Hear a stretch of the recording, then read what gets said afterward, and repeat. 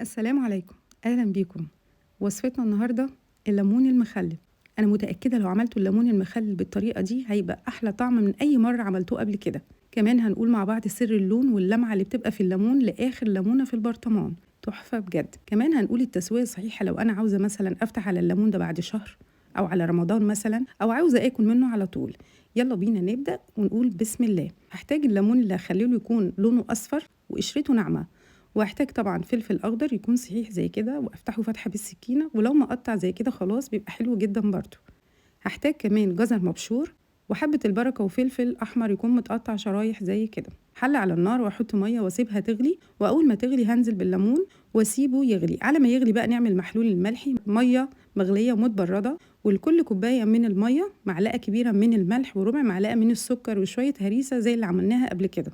سر اللون بقى يا جماعة ده اللي بجد تحفة وفرق معايا جدا، ربع كوباية من عصير الليمون هضيفها على المحلول الملحي وأقلب. بصوا بقى اللون كمان وريحته تحفة جدا بجد، وهيفرق معاكي جدا ربع كوباية الليمون دي في لونه ولمعته كمان. كده المحلول الملحي خلص. هشوف الحلة كده، أول ما الليمون يغلي تحسبي، لو انت عاوزة تاكلي منه بسرعة هتسيبيه يغلي من 12 ل 15 دقيقة بس كده.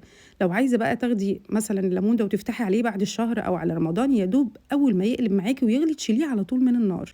تمام كده. التركايه بقى الحلوه اللي هتخلي لونه حلو جدا وما يتهريش منك، بوله نكون مجهزينها فيها ميه بارده او ساقعه، واول ما اشيل بالصفايه كده الليمون من الحله احطه فيها. ليه؟ اول حاجه انه هيوقف عمليه التسويه وما يبقاش مهري مني، ثانيا هيحافظ على لون الليمون جدا ويخلي لونه الاصفر كده زي ما هو زاهي وحلو قوي فيه اللمعه بتاعته الحلوه. هنصفيه من الميه، ومش هحتاج انا ميه السلق دي في التخليل تماما يا جماعه، بتمرر وتغمق لون الليمون المخلل. هنجيب بقى البرطمان الحلو بتاعنا ده، احط الجزر مبشور كده في الارضيه وشويه من حبه البركه، وابدا كده ارص الفلفل. طبعا الرص ده يعني حسب ذوقك، عايزه تبداي بالليمون بس ده كده بجد احلى طريقه ممكن تعمليه. بعد كده هضيف الليمون عادي. عايزين نخلي شكل البرطمان على الكاونتر او الرخامه يعني عندنا يبقى شكله حلو كده ويفتح النفس. جزر مبشور، ونعيد كده نفس الخطوات، الفلفل، الليمون، شويه من الهريسه لو في برضو متوفرة، أو الفلفل الأحمر، حبة البركة، وهكذا. ونحط الليمون والفلفل الأخضر الحامي على الوش كده. شايفين الجمال؟ هو يفتح النفس وهو كده والله يا جماعة. هنضيف بقى المحلول الملحي التحفة اللي احنا عملناه.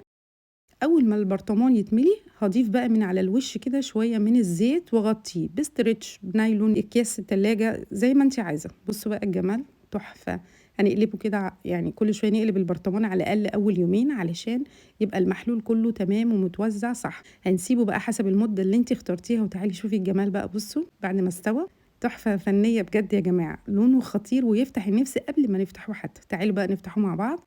شوفوا انتوا بقى الجمال، وشوفوا اللمعة، وشوفوا الألوان، اللون الأصفر بتاع الليمون والفلفل والهريسة حاجة كده خطيرة. بصوا الفلفل متماسك حلو جدا مش مهري علشان المحلول الملحي مظبوط جدا. كمان الليمونة مستوية من جوه، يعني حاجة كده خطيرة. هنفتحها ونشوفها مع بعض. ومن بره القشرة متماسكة ومش دايبة ولا مهرية. احلى شويه ليمون ممكن تعملوه في انواع المخللات اللي احنا بنحبها. شايفين المحلول الملحي كمان جميل، لونه ما غيرش ولسه اصفر وبيلمع ويفتح النفس جنب اي اكله. تعالوا بقى نشوف مع بعض كده. الفلفل بصوا مستوي في نفس الوقت مش مهري، قشرته متماسكه وحلوه مش ناعمه ولا دايبه. ونفتح الليمون كمان من جوه. شوفوا انتوا بقى جميل تحفه، دايب من جوه وقشرته شايفين متماسكه وحلوه ازاي. اتمنى من كل قلبي تجربوه. ما تنسوش لايك وشير كومنت جميل زيكم اذا عجبتكم الوصفه. وشكرا للمتابعة والسلام عليكم.